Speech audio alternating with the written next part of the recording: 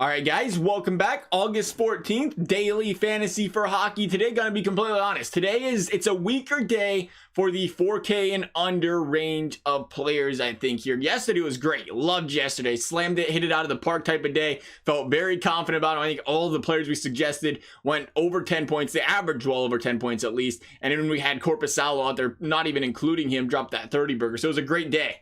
Today, on the other hand, it's a little bit weaker, but it's going to happen, right? You're going to have these days where there's just not as much out there. Nonetheless, we're going to try to go over our best, 4K and under guy or under 4K guys. Once again, you got to get them in your lineup, right? You got to find a guy or two if you're going to fill out that daily fantasy lineup for the day. We're going to start with Derek Stepan.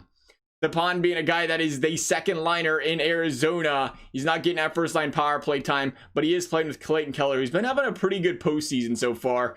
And Stepan can be a guy that can be a recipient of assists, maybe a goal. And he's playing again. He's playing a lot of minutes. He's got the shots on goal. He's averaging a block shot per game. He's a guy that I think still has that, mediocre floor for you there if you do need it. Then we have Sam Bennett. Sam Bennett's going to be an interesting one because he plays at 10:30. Kachuk is the question mark here. If Kachuk doesn't play, Bennett slid into that first line power play unit yesterday, and we'd expect that again today, which is great news when you get to go up there and play with Gaudreau, Lindholm, Monahan on that first line power play unit.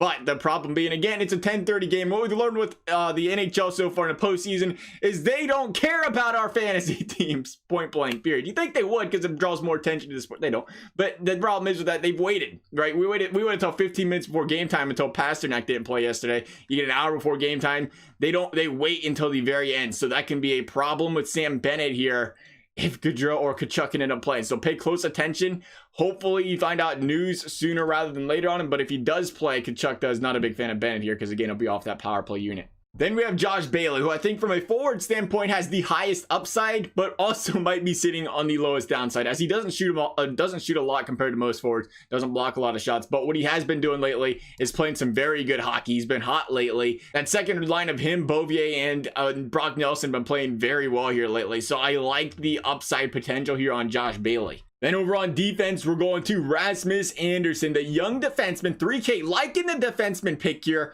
I think this might be one of my favorite ones of the week outside of the goaltender, or of the day outside of goaltender. Andersson being a guy that has been a block shot machine. He's been playing a lot of minutes on that second line for Calgary, so he's going to have some scoring chances as well because he is getting the minutes to go out there, put some shots on net as well. And again, I just like the floor for this guy because of how many block shots he's had in these past 10 games, how much more his presence has been known on the ice for these Calgary Flames as he's progressed throughout this season in his second year in the league. And again, with most cheap defensemen, we're just looking for that base range here. If we can get that 6 to 10 point range out of a 3K defenseman, pretty happy about that. Finally, in net again, Darcy Kuemper. We brought it up with Korpisalo, bringing it up with Kuemper. They're going to continue to make these goalies cheap because they are on the heavy underdog team they're playing for. But at the end of the day, both of them have been playing very well so far in postseason. You look at the shots this team has given up, though, in the past 10 games, and he has seen saves galore. Again, it is a big boost to that fantasy score, even if they don't win the game. They could steal one here, though, just like Columbus did yesterday,